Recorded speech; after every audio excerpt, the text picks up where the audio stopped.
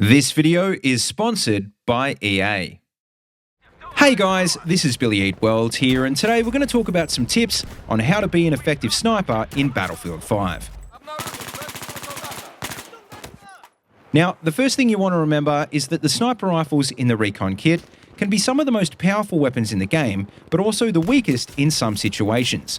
They're most effective at longer ranges, for example, so you'll need to make sure you play defensively and position yourself where you can make the most of this advantage. Also, make sure you select a decent fast-firing sidearm when you're creating your loadout, and don't be afraid to switch to it when you're running through buildings or other close-quarters areas. And make sure to practice quickly switching weapons to finish off enemies, because there will be times where you land one shot with your rifle and you don't get the outright kill. The best way to avoid getting hit markers and to get one-hit kills at any range with a bolt-action rifle, though, is to make sure you aim for the head while steadying your aim with the hold breath button. And you should be doing the same thing with the Recon self-loading rifles, because even though they aren't a guaranteed one-hit kill, you will get a significant buff to your damage if you land shots to the head and the chest.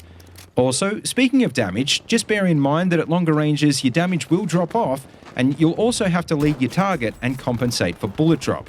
And that's because in BF5, bullets don't instantaneously hit where you aim, and so you'll have to aim ahead of moving targets, and possibly even above their head at longer ranges to compensate for the pull of gravity.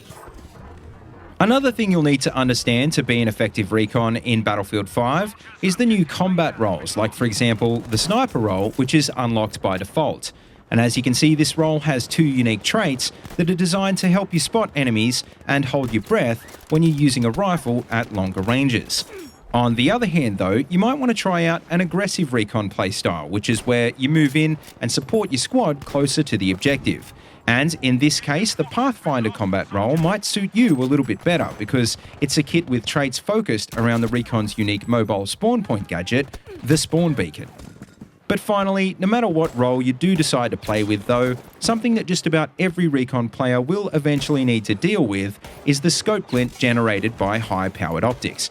And a quick tip to deal with this is try not to stay scoped in unless you're taking a shot, or better yet, if you can help it, just use a 2x scope or lower, which won't generate a glint at all.